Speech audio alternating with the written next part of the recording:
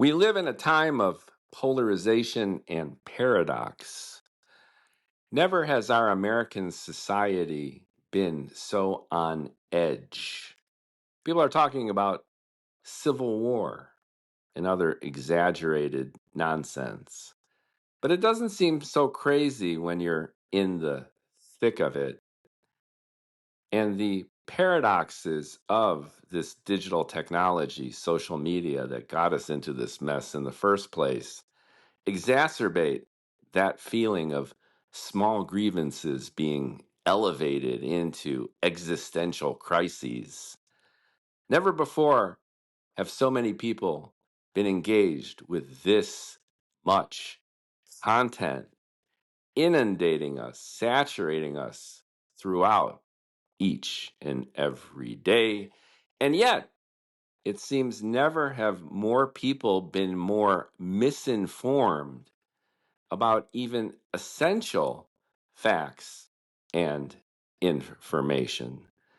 So perhaps this is saying something not only about society, American society, but the nature of information itself and our digital futures.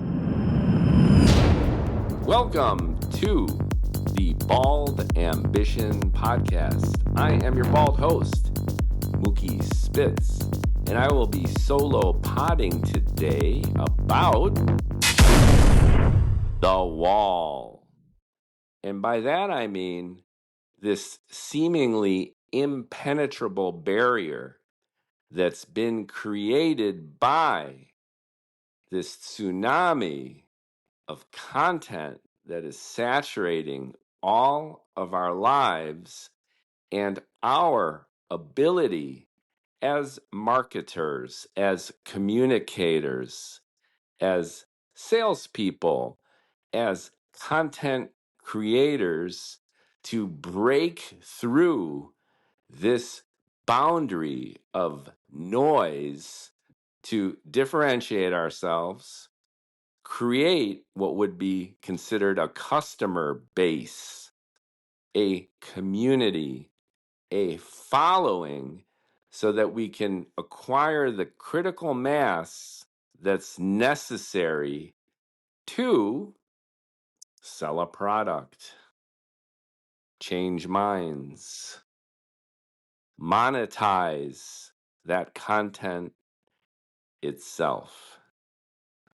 So, to start this conversation, I'd love to give context from my own point of view as a marketer evolving alongside this digital evolution, and more recently as a content creator who is up against the same types of hurdles all other creators, all brands and services for that matter, are up against when trying to simply acquire and sustain and grow the number one and most important commodity of our age, which is attention. How do you get attention? How do you hang on to it? How do you align yourself within the digital and even personal lives of a potential audience in the millions who are insatiably hungry for content that might be exactly like yours, yet simply don't have the bandwidth to ever even see it, let alone make it a part of their everyday lives? This is the nut to crack these days when you're trying to sell something, when you're trying to modify behavior, when you're a content creator, hoping to monetize whatever content you happen to be sharing. whether you're a blogger, whether you're a podcaster, like I'm doing now, whether you're a storyteller, a novelist, a political commentator, someone who rants on TikTok, has a YouTube channel. Let me go through some of the obstacles so we can talk about some of the opportunities. Challenge number one is that tsunami that I have been alluding to. Petabytes of content are released every year. The internet is saturated by content creators across every imaginable modality. That makes selection criteria prioritization so challenging. But it's not a challenge on the consumer end. You don't have people on their smartphones struggling to find what they're looking for. The huge leap made by the digital apps has been this shift from passive to active content distribution based on the personal preferences, the evolving dynamic personal preferences of the users. Much has been said about the potentially even violative data mining of these applications, especially the social media applications. Criticism against Facebook, TikTok have bubbled up to the point that they've become politicized and also matters of national security. But what's going on behind the scenes essentially is the compromise that consumers of digital content have made since the dawn of the internet and the explosive quantum leap of mobile technology. The compromise that we have all made is between the reciprocal relationship of security and convenience. I remember back in the day where the idea of paying your bills online was anathema to the essence of keeping your own information personal. How could you possibly pay a bill online and release your personal banking information, any kind of personal identifying information, to this vast, unknown, wild, wild west of the World Wide Web? No way. Fast forward only a few years, and me personally, I've been on Starbucks Wi-Fi paying my utility bill. And I'm sure that that's reflective of your own evolution of usability when it comes to the utility of the internet to pay your bills. Remember when your mom told you to never, ever get into a car with a stranger? Could you even imagine staying overnight in a stranger's apartment or home? Well, Uber is a multi-billion-dollar enterprise, as is Airbnb. And now we don't think twice about summoning a car, a personal automobile from a stranger with minimal certification and vetting to literally pick us up and drop us off. Without hesitation, we pay as much as we would for a premium hotel in a highly desired location. We pay as much as we would for staying at a premium hotel just to stay in someone else's house. Amazing. Absolutely amazing. This shift from what we had once considered the boundaries of security and privacy to the convenience of paying your bills online, summoning a car, not waiting for a taxi, but from an app on your phone, summoning a car, which appears, I mean, if you're in any kind of urban or semi-urban area, I don't remember waiting more than 6-7 minutes for an Uber or a Lyft or whatever. And now some of them, recently in Austin, Texas with Musk, and in San Francisco with Waymo for over a year, the car that pulls up doesn't even have a human in it. And you are entrusting your personal safety to essentially a robot to drive you where you need to go. Astonishing.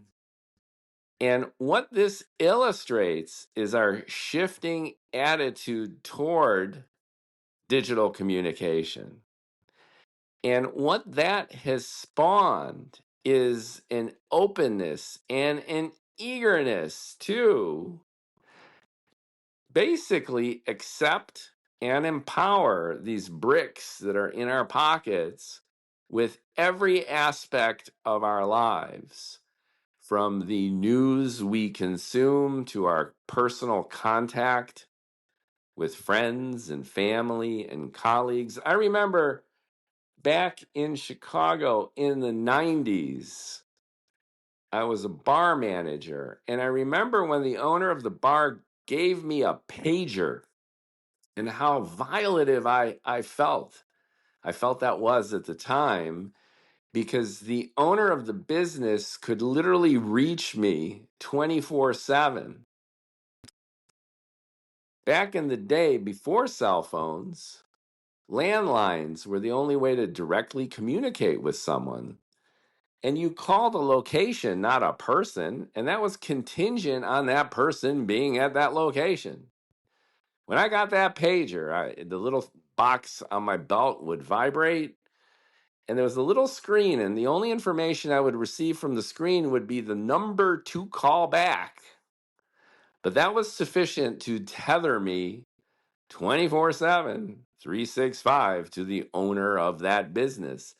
All of a sudden, my job, which was local and temporal, became ubiquitous and asynchronous. Fast forward only a few years, and now we take all that for granted. We can access email, our work email. For a while, I had two smartphones. I had a BlackBerry for work, and I had the first iteration of the Apple iPhone back in 2007, 2008 as my personal phone.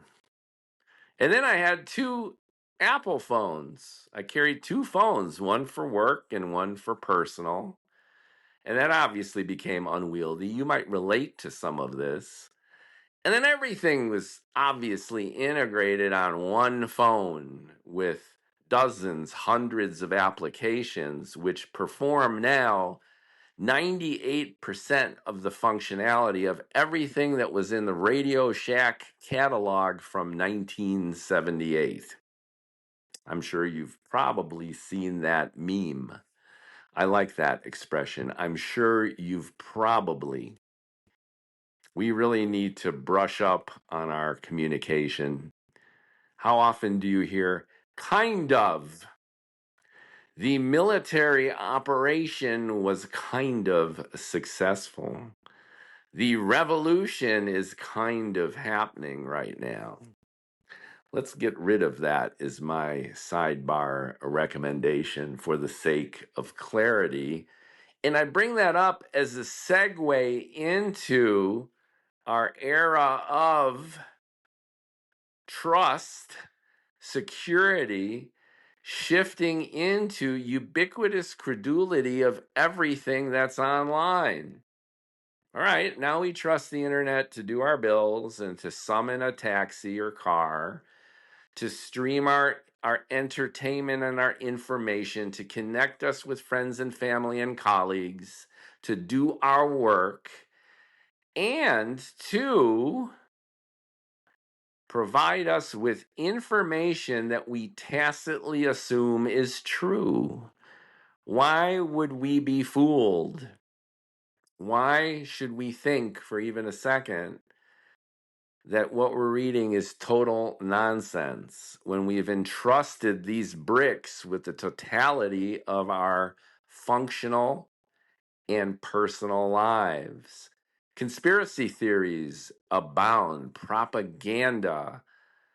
We all remember the Pollyanna illusion at the dawn of the internet that global and instantaneous communication would empower people throughout the world with truth and with the tools that they needed to succeed, to flourish into the 21st century, by making all information ubiquitously and instantaneously available to everyone on the planet. Of course, the truth would reign supreme. Falsehoods could be called out. Fact checking would be effortless. And akin to the hypothetical situation that Aristotle wrote about in his Nicomachean Ethics, if I recall, his point of view was that if two strangers from completely different cities randomly crossed each other's paths on the plains of Greece, two strangers with the only commonality of a language that enabled them to communicate with each other would randomly run into each other, and they would be given a problem to solve or a fact to corroborate, then if they each were of good intent and even average intelligence, then they would, of course, arrive at the common and inevitable truth,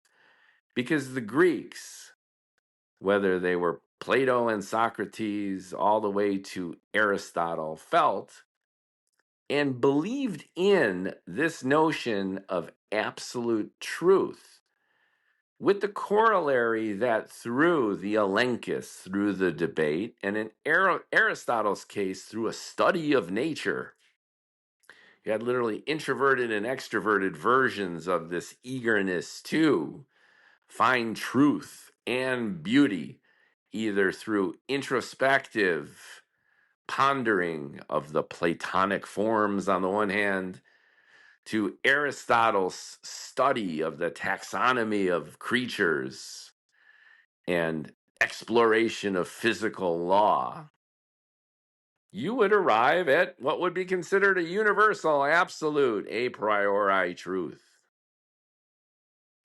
What did the internet teach us? Well, the exact opposite has happened. Sure, you could check sources to find the truth, but you could just as easily be directed to other sources meant to deceive. Intentionality. Everyone's got an attitude. Everyone's got an agenda. People have goals, usually related to money and power. And what has become the metric of success online? Not truth, not verification based on authoritative sources, but attention. Number of what I call eyeballs and asses. They see your bullshit, and then they do something along the lines of what you want them to do. Believe this, disbelieve that, buy this, don't buy that, vote for this team and not the other team. So, what was not factored into this internet digital revolution was good old human nature. Is the internet, is mobile communication, is digital inherently evil or false or bad? No, like every tool, it's value and ethically and even pragmatically neutral. It's an incredible tool that heightens and accelerates the human capacity for good, bad, and ugly. The challenge, though, as I just intimated, is that the bad and the ugly tend to do better than the good, at least in that Greek Platonic kind of sense, because of the human instinct for gossip and hearsay. We love to talk shit about everybody. And we are attracted, I believe, instinctively more to bad news than good because it's a social Darwinian defense mechanism. Imagine yourself in a tribe of a few dozen people on the plains of Africa. You've got the cave and the watering hole, and you're hunting and you're trying to keep the fire going for the fifth generation because you don't know how to light one. And you're basically on the brink of starvation, and you're doing what you can just to survive.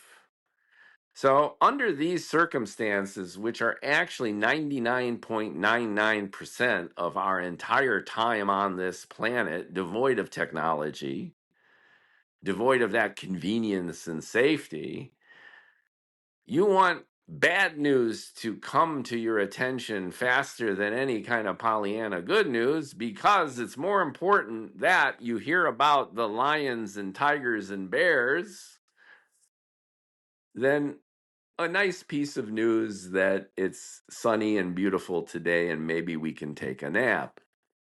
So I know that sounds very social Darwinian, and I'm no doubt digressing here, but the point I'm trying to make is all these complaints about the internet and about conspiracy and about fake news have more to do with our lack of understanding as to who we essentially are and the essential nature of instinct than they do with the qualities of these tools, the digital media themselves. So, once again, this digital revolution isn't inherently bad, and I'm not recommending we necessarily regulate it more or less, especially for our children. But I'm saying that the problems we're having with this new technology say nothing about the technology itself. They say everything about us, the humans who have invented it, promulgated it, and now use it to the point that it's ubiquitous throughout our lives. Now, this is one hell of a digression, you might think, but I don't think so. I'm coming around to remember, this is point one, the tsunami of content and how we're dealing with it and its implications.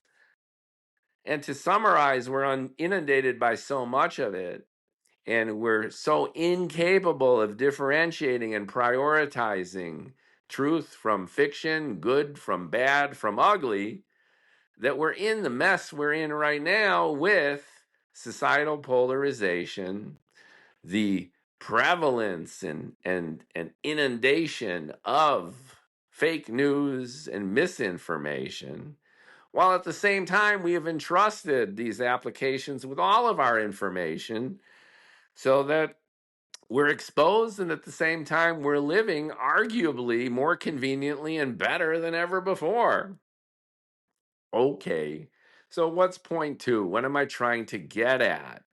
What I've been getting at, and this I believe provides context, is this idea that as a salesperson, as a marketer, as a communicator, as a content creator in 2025, your number one responsibility, if you will, if you are to survive, if you are in any way monetize, is to what I'm calling break through the wall. There is a wall that this tsunami of information and misinformation fueled by convenience and essentially laziness has created to preclude you from breaking on through to the other side, as Jim Morrison sang. There's this tipping point, this critical mass that has to be realized, that is a combination of Malcolm Gladwell and Oppenheimer, the scientist that rose to fame in the recent movie. You need that nuclear explosion to happen for your sales career, for your creator career, to really bust on through this noise. Because otherwise, you could keep sharing and pitching and podcasting and ranting on video and publishing books. And nobody really is going to engage with that content to the point where you do create a self-sustaining community, where you create a brand, where you integrate yourself into the lives of at least as many people necessary so that you could sustain yourself. Now, another paradox of this wall and the difficulty we have as salespeople, as creators, as folks who really want to modify human behavior to the point of accomplishing our goals, the other paradox of this is that on the surface, given all the numbers and stats, you'd think it would be pretty easy. Look at how much content is out there as we have. But look at the success of people who one day wake up and are completely unknown outside their circle of immediate physical acquaintances, friends, family, colleagues. And the next day they wake up after posting the archetypal, fabled viral video, and they're famous. They're at least famous to the point where they have instantaneously activated a following and are able to catapult off that. Andy Warhol famously or infamously said that everyone is famous for 15 minutes. That was such an Andy quote, and I believe he's been misquoted, but it stuck. And it was just so brilliant. It really nailed that whole postmodern artistic sensibility of what fame really means. But that was in the pre-digital era. Now it's more like 15 seconds of fame. Everyone's got their 15 seconds of fame. And a viral video could happen to anyone and does. But how do you flip that 15 seconds into something sustainable, into a career in sustainable, exponentially growing, monetizable content or sales? See, that's the magic that's there. And there's no silver bullet. Go check. Ask ChatGPT, how can I make my video viral? And be specific. Say that you have a product and you want to sell it. And I'm sure you've already gone to the bots to ask them how you could improve your sales or better communicate with your target audience. You can even have help creating that target audience, what we call in the business segmentation. Go for it. And it might even be helpful. Why not? But the point that I'm making here is that, at least as I've experienced it, there's a sense of randomness burgeoning on helplessness where you're up against the wall. I feel the wall. And the wall isn't brick and mortar.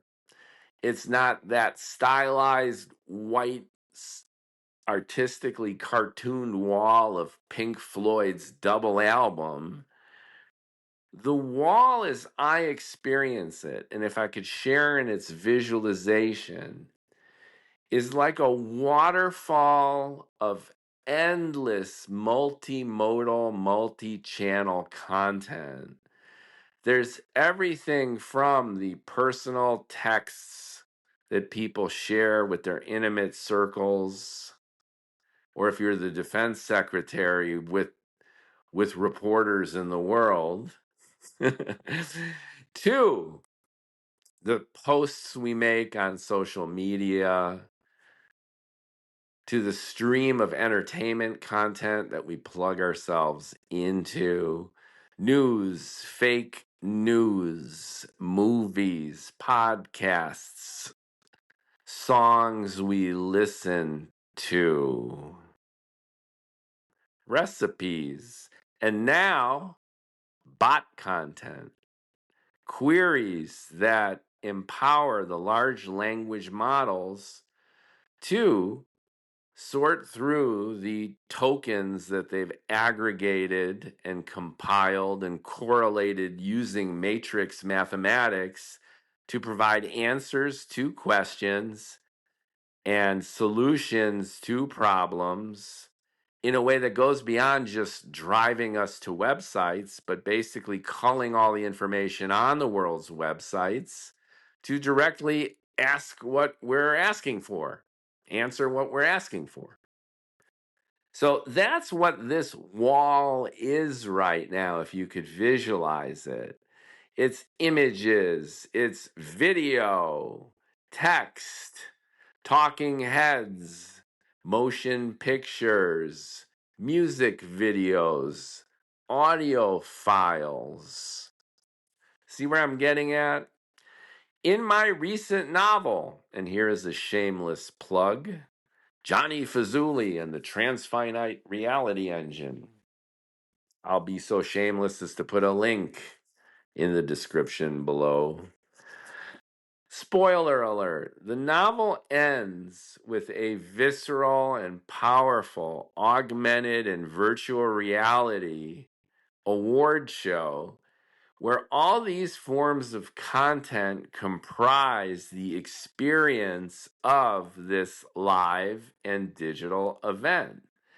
And there's no accident that I end the first novel in my science fiction series with this visceral and, I hope, fun and impactful demonstration of this super fire hose of all of this content. And I use it as a metaphor for the infinite options that we all have in our digitized society and how that could paralyze us, fool us, deceive us, but also empower us.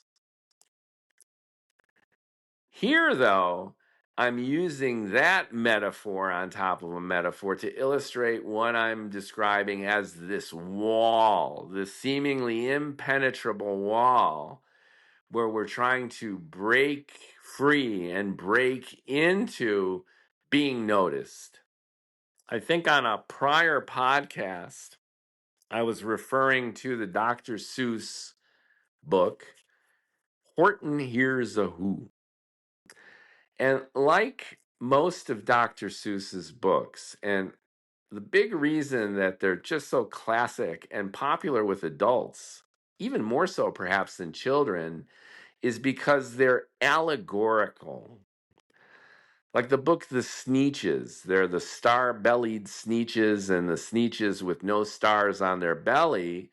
And that was an allegory for how stupid and arbitrary and manipulative and evil judging other humans is based on any kind of physical characteristics. And it was obviously hinting at and winking through the problems that continue to have in our society regarding systemic racism and prejudice and bias. You know, the star-bellied Sneetches were powerful, and then the power shifted to the bare-bellied Sneetches, and then there was a shady inventor who created a machine that could put stars on the bare bellies of bare-bellied Sneetches and erase the stars off of the star-bellied Sneetches depending on who was in power. And the inventor got rich, and the society was decimated, and they all ended up confused and stupid because of their own bias. So that's an example of a great Dr. Seuss book. Another terrific Dr. Seuss book is Horton Hears a Who, as I'm mentioning. So you have Horton, who's this elephant, and he's plodding along a riverbank. And then there's a dandelion, I believe. And living within one of the, what do you call them? I don't even know. The little throngs or little flowers on the dandelion, of which there are hundreds, if not thousands, on each individual dandelion. In this micro world, this microbiome of the Dr. Seuss ecosystem, there's an entire city of people, and they are the Who's of Whoville. And there is a lone scientist who believes that there's a world outside of Whoville. So the allegory is tremendous, both from a bottom-up and a top-down point of view. And from a bottom-up point of view, it's an allegory for how human beings always think they're the center of the universe. And every time we discover new information, we realize that not only are we not special necessarily in terms of Darwinian evolution, but the Earth and the sun and the solar system and the galaxy and likely the entire universe isn't unique either.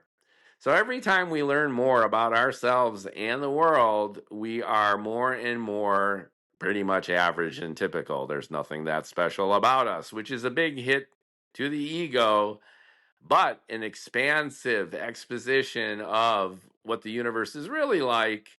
And the reward for enhancing our humbleness is a better understanding of the world we live in. Bravo. So that's from a bottom-up point of view. The Who's of Whoville are like we are. They think they are the world. They are the universe. And you got this guy, the Who guy, I forgot his name. And at the very uppermost building of the highest mountain in Whoville, he has like a little telescope and then a little horn where he shouts out every day in a mantra, "We are here, we are here, we are here." So this guy is convinced not only that Whoville is not the totality of the universe, but he's aware of the existential risk of thinking that they are.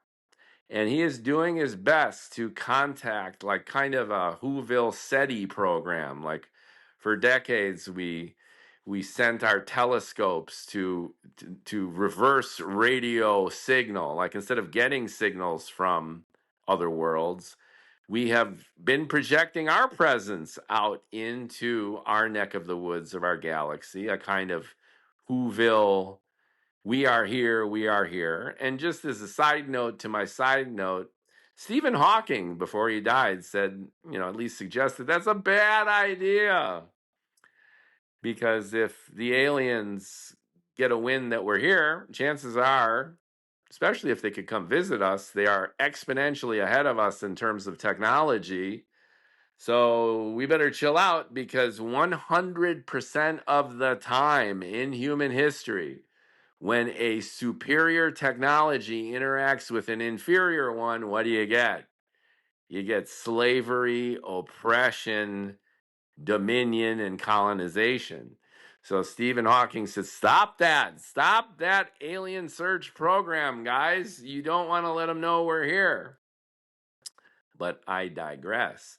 Anyway, you got the Doctor Who in Whoville up there, and he's blasting every day this mantra: "We are here, we are here, we are here." And then Horton, this elephant, if you're tracking me so far, is wandering along the riverbed, picks this dandelion, and I think he hears the "We are here, we are here," then picks the dandelion, puts it in his long snoot, and goes walking around with this dandelion that's talking to him. And this, as the story unfolds, there's a realization that there's this entire civilization on this dandelion. And then Horton, the good guy that he is, tries to save them. And hilarity, mayhem, and drama ensue. So I use this digression and this metaphor as an analog for what it's like to be a salesperson, a marketer, and a content creator in 2025. We are here, we are here, we are here. Now, me, personally, I rant on TikTok. I have, of the date today, June 25th, 2025, I have 15,400 followers on TikTok, and I have about 241,000 likes of my videos. And I think I have cumulatively many millions of views, because if you just do the math, if I have nearly 250,000 likes, people actually see my bald head on their phone and tap their phone. I like this. Maybe safely assume that that's only 5%, 1 in 20, 1 in 50 of the people who actually see my bald head. Then you can do the math that I've been on millions of smartphones. Me, Mookie Spitz. But I'm still in the category of micro influencer. That's nothing.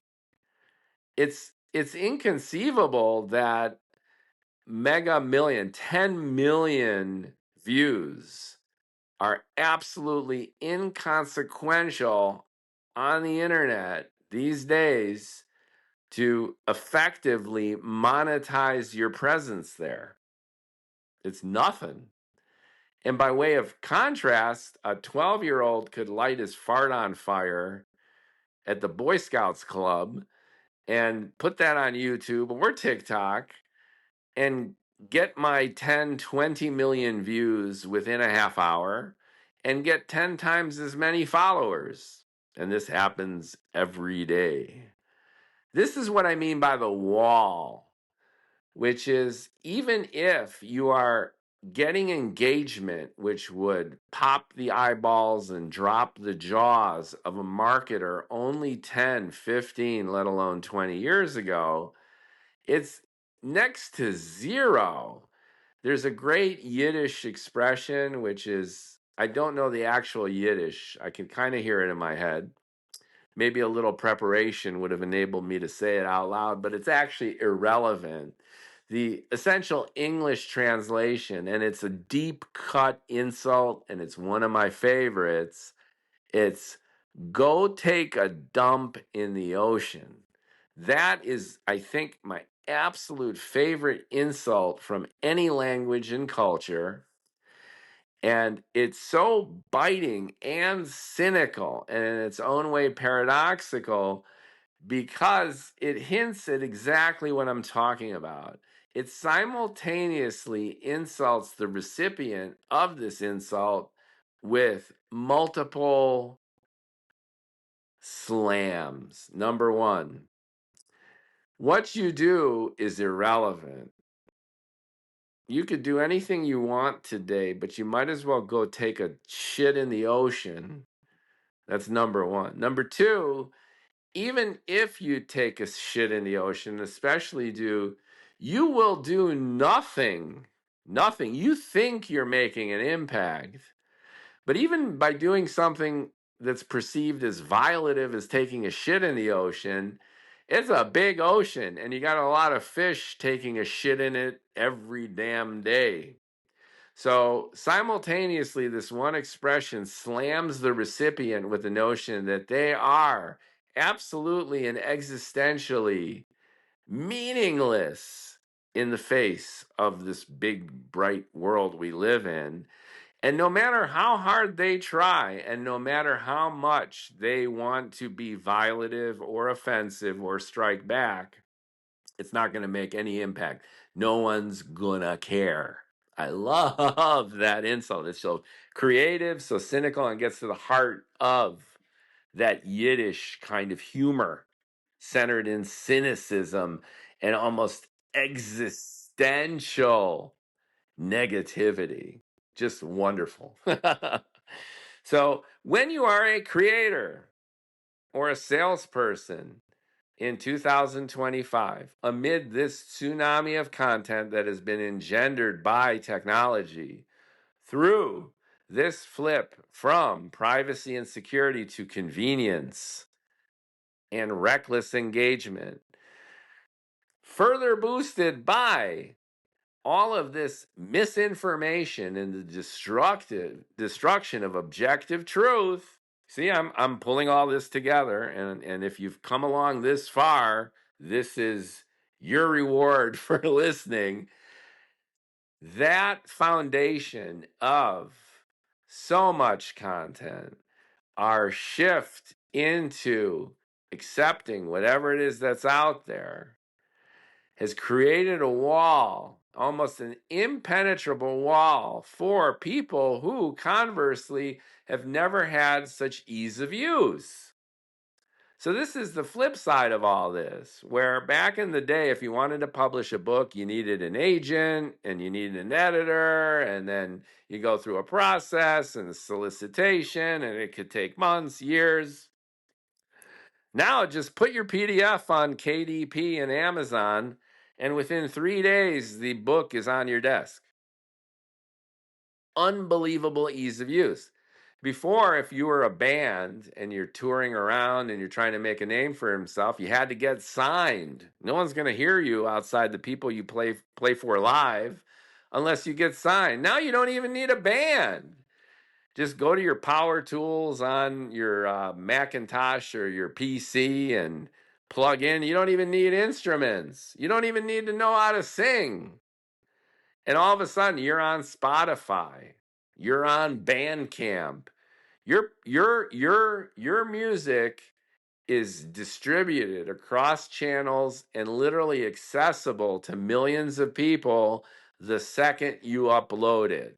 It's easy to make, it's easy to distribute, and now with artificial intelligence, it's almost effortless even just to create it. You could prompt your way into a novel, a song, a video. So this idea of ease of use has become ubiquitous across every milestone in the creative and messaging trajectory. What used to be difficult and arduous and time consuming is easy and almost instantaneous, which has done what?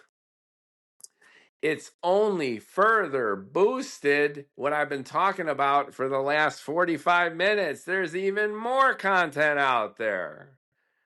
There's even more convenience. And there's even more garbage out there. If we've been concerned about misinformation and fake news, now we're concerned about artificially intelligent generated content devoid of any real human feeling or engagement or creativity, saturating an already saturated online digital ecosystem. The wall, which was, as I described it, multimodal, multi-channel, just constantly flowing and effervescing with petabytes of dynamic content, is now exponentially busier. And the quality has exponentially gone down. And it's harder and harder to differentiate, to find what you're looking for. And the other element that's going on, which I haven't really referred to yet, and I wanted to save it for the end, which is point 3, which is the bots and the apps are choosing the content. And the choice of that content and selection and prioritization is based not on the inherent quality of that content, but how well it matches with your prior behavior in the digital world. If you're on Instagram and you click that real life accident video or the parkour guy jumping across a building, or my friend here in California loves chickens. She grew up with a chicken coop. So when she looks at her Facebook feed, more so than cats and food, she gets chicken stories and chicken coop videos. Why? Because of the selective algorithms of Facebook Meta. Based on her prior behaviors, they've created a profile and they actively pump content just to have her engage with more content so they can ultimately sell more ads and make more money. So, wow. Wow, wow, wow. That's why I'm talking about the wall and how hard it is to break through the wall. The wall is an unbelievable amount of information coupled with an unbelievable amount of hunger for that information. The wall consists of great content, shitty content, good, bad, and ugly. And it's become increasingly difficult to differentiate between these categories of content. And now add on to that the bots. The bots have not only offered you preferences, like you go to Netflix and well, if you watch this horror movie, you really might like that horror movie. But now it's pumping into your feed the list of horror movies for you to watch. And it's pretty much going to reach the point now that digital, and a lot of people have been writing and talking about this, digital is now becoming more and more like TV used to be. I don't want to select. I've had a long day and I'm chilling on my couch with a glass of wine or a bourbon or whatever. And I don't want to make decisions. I want Netflix to be like my TV used to be. I can choose between this or that on a really high level, but then I want to sit back and I want you to hit me with it, baby. And I want you to give me shit that I've loved before and that you think I'm going to love now. And all I want out of this experience is great content that I will love with a minimal amount of effort. And that's the way the internet's going. That's the way this wall is going. This wall is morphing and evolving from a passive experience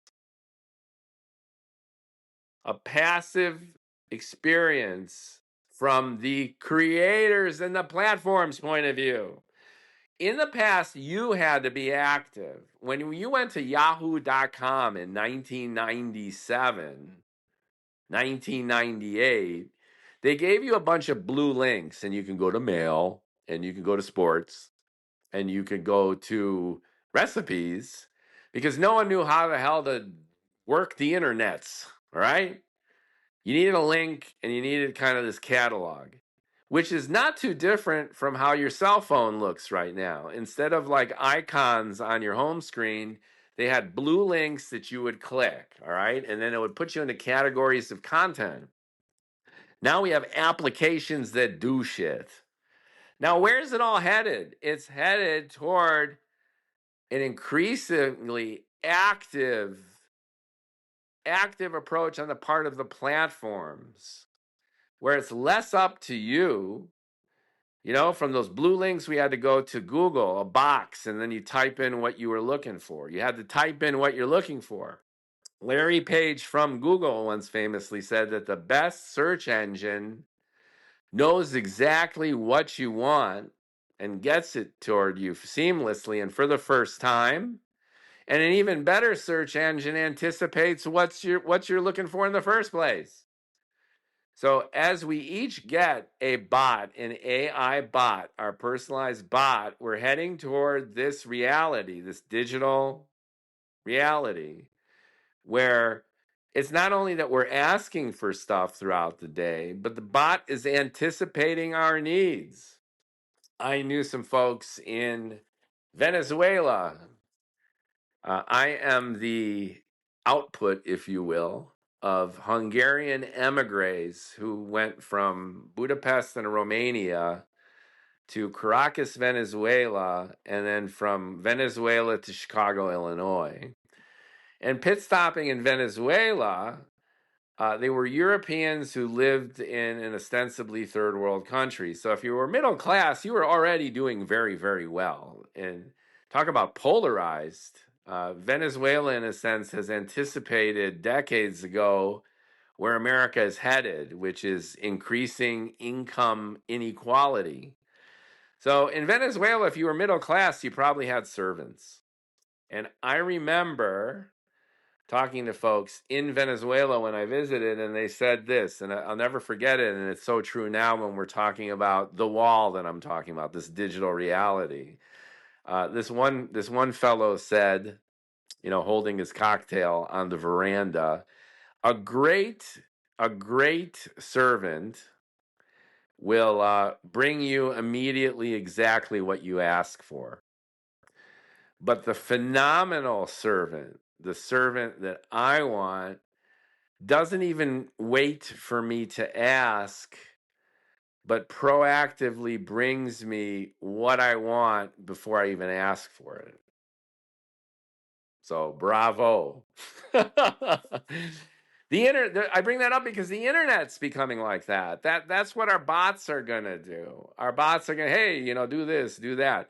And Netflix is becoming like that already, which is like, here's your streaming content. And this goes back to, as I'm saying, television. We don't want to make decisions. We want all our decisions made by these digital creatures, and just sit back and relax. Now, why the hell am I talking about this through the lens of the wall and by being a content creator? And why am I ranting about this on Bald Ambition, which is about selling and consultative selling and differentiation and branding? Well, you see where I'm going with this. If you are a brand, if you are a product or service, or you are a content creator, it's out of your hands. The bots are already deciding, the algorithms are already deciding whether you are worthy of a segmented, targeted audience's attention. Keep cranking your content, put it out there. We are here, we are here, we are here. Be that who in Whoville at the very highest who building on the very highest who mountain, and keep announcing yourself. Keep trying to get that attention. I am here, I am here. Here's my video reel. Here's my podcast. Here's my novel. Here's my content. Check me out. Like, comment, follow, share. Booyah. Boomer, booyah. Now it's slay if you're a Zoomer. Slay it. Throw it out there. But is the decision really yours? And then how can you grow your base without really throwing heavy advertising dollars behind you? Here's the bottom line for my rant, for my podcast today at the hour mark. Is there such a thing anymore as earned media? We used to say that it's paid, it's owned, and it's earned. Paid is you buy the ad, come to my website. That's paid media. Owned is I own this web property, come visit it. And earned is I am ranting and I am going to build my community, build my base.